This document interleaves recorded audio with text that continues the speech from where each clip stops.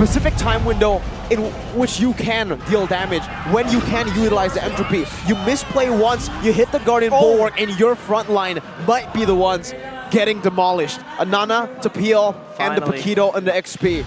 Protecting Mr. President. Maybe still the key to victory here for RRQ. After a hiatus of the Nana, we finally see it again picked up by RRQ. I like the Lolita. Okay. Okay, I was about to say, I like the Lolita, but why is it fourth pick? And this is the answer why. Yeah. Alice. They want Alice last pick. Oh man. I didn't expect the Alice. I was actually expecting a Ling or a Fanny. Yeah. Something like that. Yeah, if you want to dive, if you already have a tanky lineup in the Barats, in the Roger as well, the Alice, so much sustain. As long as you are able to pick up the purple buff, it's going to be really good to enhance the dive potential that you already have. And again, that sustain is going to be really, really good. The fact that Natan will try to get rid of this Alice, when you put the Guardian's Bulwark, it's going to be tough. But also, if we take a look at the lineup index and the counter index, it does look like RRQ are favored here in this matchup. If Natan scales, Alice does the same. If you cannot invade the Alice, we're going to see a 50-50 in late game. Will the Royal Army of the Kingdom be able to defend the Red Raiders, or will the robots take charge? It is game number 1 of RRQ HOSHI against BIGETRON Alpha. Hand of Dawn, here we go for the first game, ladies and gentlemen. Who will strike first in the best of 3? And oh my lord, already aggressive movements in that mid. Let's see here if spells baited out early. But yeah, I was about to say here, I want to see Key's build, right? We saw it first from Drion. He built the Flask of the Oasis. Will he do the same? Will Key do the same? Yeah, we did ask Drion why he built that photo, and it was he told us that, you know, it gives the extra shielding as well, amplified by the photo, so that could be an option of build for Key with this Lolita. Yeah, Skylar as well, by the way, with the Weakness Finder, not the Quantum Charge that we are used to seeing for Skylar. Eman with the QC, that's the normal one, the normal build to go for. Oh, Flash Horse finds its mark. Eman here a little bit in trouble now. Has to use the flicker, never mind. Brusco actually finds and claims the first blood. Wow, overzealousness there from Eman, thinking that he might have extra damage with Key, just shadowing him, covering him from behind, but it was the crash course, turning everything around Moreno, forced to flicker. A good flicker burnt out, and let's take a look again at the emblems by GamesMax here. Eman opted to go for the Master Assassin, so the fact that the chip is already in the bottom lane, helping Skylar will nullify that impact. And for Skylar, the tenacity, not the bargain hunter that we saw earlier from the matches today. And Irad even on this Baksha chose to be a bit more defensive. Didn't go for the thrill, instead goes for the firmness. Two early spells already baited out here, right? From the side of BIGETRON, which actually might be advantageous in the turtle fight early. And let's see here, Brusco already opening things up here, trying to find a providing vision, also poke damage onto Superkin, but it's all good. Baksha, though, already on the turtle. The turtle will be up for the taking, and RRQ will flawlessly take it. A simple retreat to secure that first neutral objective in the hands of RRQ. And Brusco with this chip will most probably, and is going to play a pivotal role into RRQ's game plan. You can expect this gameplay from the Alice pretty similar to the Assassins who need the purple buff. It's going to be pretty good for him to sacrifice the turtle as long as he's able to farm up, scale up into that mid game. It's going to be great. But talent prediction here presented by Samsung Galaxy S24 series. We got 2 people for BIGETRON? 3? Wawa and Papulung for RRQ. For RRQ. RRQ so believers. For V2. Still there. I mean, yeah, coming off on paper, I mean, BIGETRON is indeed kind of somewhat favored because of them just, you know, already clenching that playoff spot. But RRQ jumping in with Irad. Community very aggressive here by RRQ. It seems like they learned from leg 1. It was actually BIGETRON's side that were the aggressors. This time they were trying to be more proactive in the early. This jungle roam duo is just so aggressive. I mean, Irad and Brusco just constantly looking for engages and proactivity, just trying to pressure Iman down in the bottom lane. This gives kind of like a leeway for Skylar to even farm and get online even quicker. This is where it gets dangerous, though, where they have so much trio mid potential, so much trio mid prio, that the purple buff might be at risk of getting taken away, and Irad is already pushing the pace. Brusco has a shortcut, too. Sorizo, Baby Dino. It is still in the fight now. Daytona's welcome, connecting on towards Brusco. Oh! Take a look at the Numenon Blast with the flicker. Will lock Brusco down. Now Iman joining the fight as well. Clay Rad running for the hills as Super Ken will go and in. And that is the invasion actually countered by the red robots. Abort mission. The invasion did not work. The invaders got invaded, but they're able to hold on with the good blast from Key. And again, back to 1-1, both kills from both teams. A very risky play earlier from RRQ that did not pay off for them. Feather of Heaven already built up by Skylar. Irad going in again. But it's tough to look for a skirmish, to look for a pickoff up against a tank and a support in the mid lane. So much sustain when we get to the 4th minute of the game. And Irad, you need to get the game going. You kind of dictate the pace of the game with the Baxia.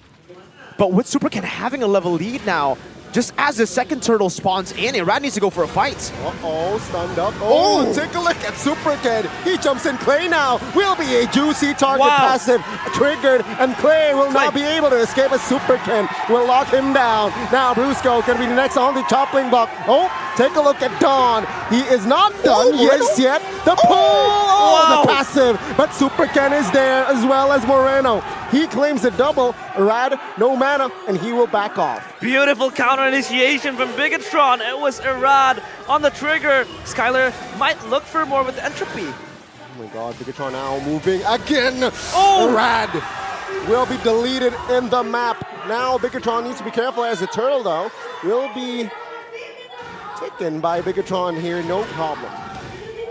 Well played. Just the layering of not only the skills, obviously, the fact that they took that 3v4 and won it with the sustain that Super Ken has in his kit, on top of the hard guard as well, even with the Baxia passive that has anti-regen, it was not enough to nullify the healing, the sustain, because they don't have enough burst damage to deal with it, to burst Super Ken down.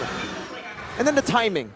We get to the timing where BIGETRON Alpha utilized the timing perfectly. They went for the fight right as the turtle was already there, right as Zaman has cleared out his wave so that he could actually participate, and now they're going in for more. Super Ken with the off angle, Numenon Blast with the flicker, finding one. Rad now soaking all the damage, Brusco as well. Super Ken jumps towards the backside, Clay no passive. He gets taken out for Skylar, now will be out and down. Take a look at BIGETRON out there clumping with 5. Rad in the under the turret, 1 HP practically. Sorizo is there to secure the kill, and now he finds Dawn. Dawn trying to escape with his resources, but not able to get him down just yet. That's 4 members of RRQ taken out. That was almost a 6-minute wipeout for BIGETRON. The way they play these fights are so clean.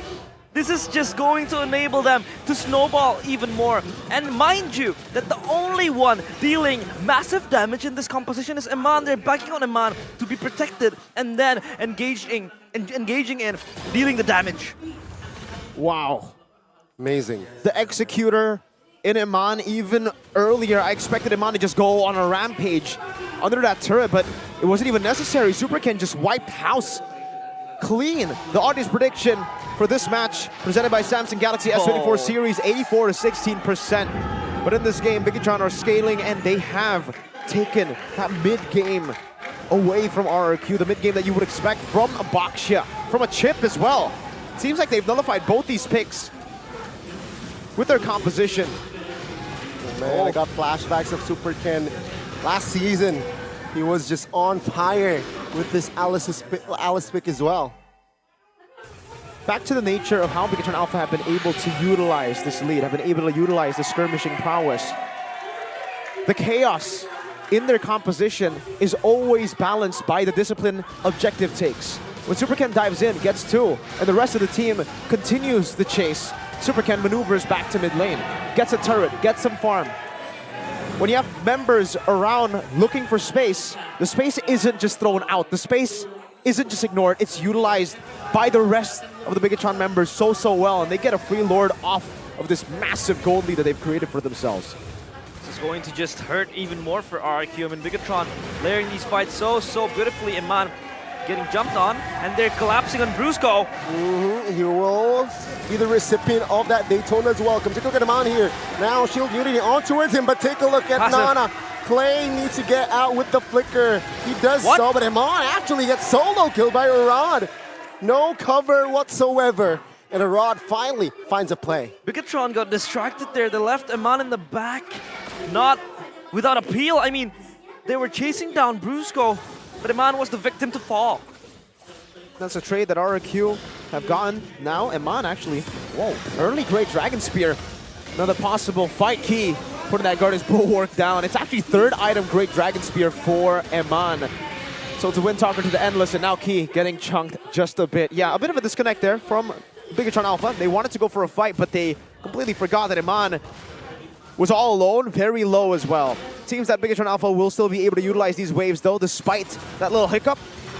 Oh, jumps in with the new Neon Blast now onto it still. Clay falls. Iran now soaking, taking some heat, but he still stands. And BIGETRON with that kill on towards Clay, they will shift their focus on towards the structures. The flexibility of the hard guard. I mean, you have the Alice jump in.